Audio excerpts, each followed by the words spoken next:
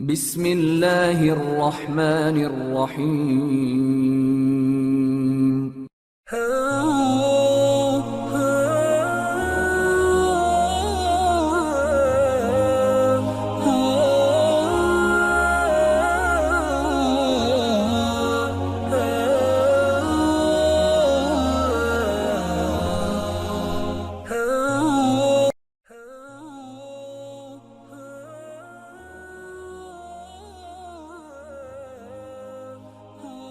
نبی کریم علیہ الصلوۃ والسلام کی ذات اقدس کے حوالے سے سلسلہ پنجتنی نے نوجوان نسل کی بہتر رہنمائی اور آگاہی کے لیے ایک سلسلہ وار پروگرام فوق البشر کی عنوان سے ترتیب دیا ہے۔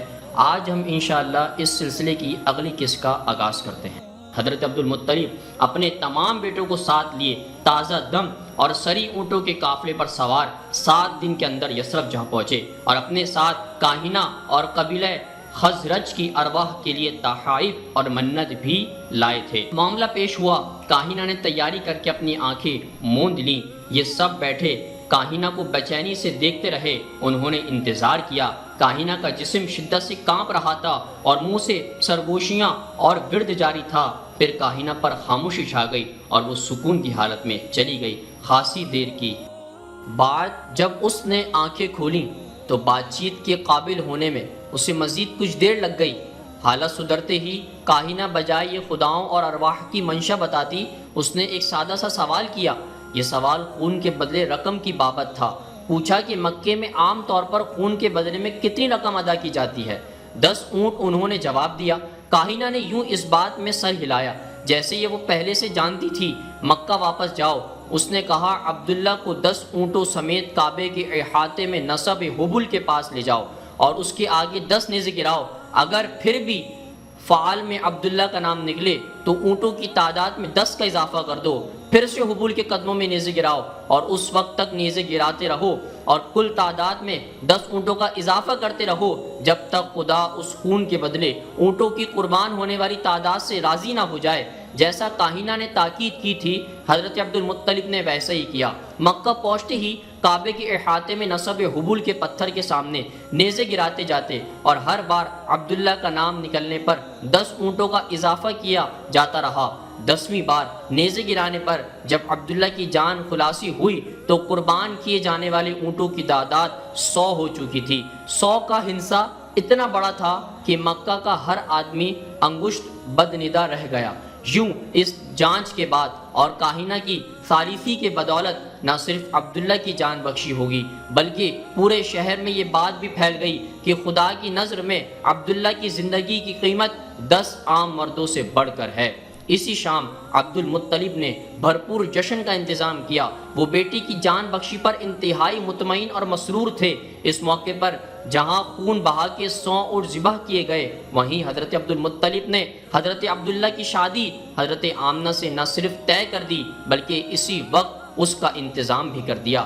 شاید یہ ضروری نہ ہوتا مگر اس معاملے میں اپنے کنبے اور عبداللہ کے لیے عبدالمطلب کا اشارہ تھا کہ عبداللہ کو جیتے اور نسل کو پھیلتا پھولتا دیکھنا چاہتے تھے۔ شادی سے متعلق راویوں نے پوری سنجیدگی سے قسم اٹھا کے بتایا ہے کہ اس رات عبداللہ کی پیشانی پر سفید روشنی جگمگا رہی تھی مگر اگلی صبح جب حضرت عبداللہ اپنے گھر سے نکلے تو ان کے ماتھے پر یہ روشنی نہیں تھی۔ عبداللہ کی پیشانی پر ایسی کوئی روشنی تھی یا نہیں۔ شادی کے بعد حضرت عبداللہ اپنی دلہن کے ساتھ صرف 3 دن گزار سکے۔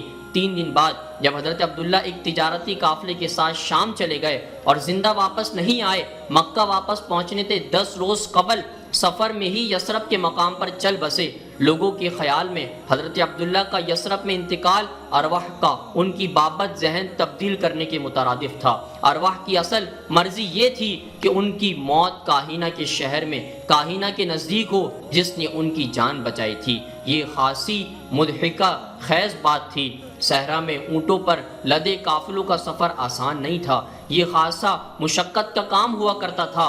پھر حادثات، بیماریوں، بچھو اور سانپ کے کاٹے کا خطرہ اور ایسے کئی دوسرے جوخم کا سامنا رہتا ہے۔ عبداللہ کی موت کی اصل وجہ معلوم نہیں ہو سکی۔ ان کو یثرب میں ہی کسی نامعلوم مقام پر دفن کر دیا گیا اور ان کی قبر پر کوئی کنبہ بھی آویزہ نہیں ہوا۔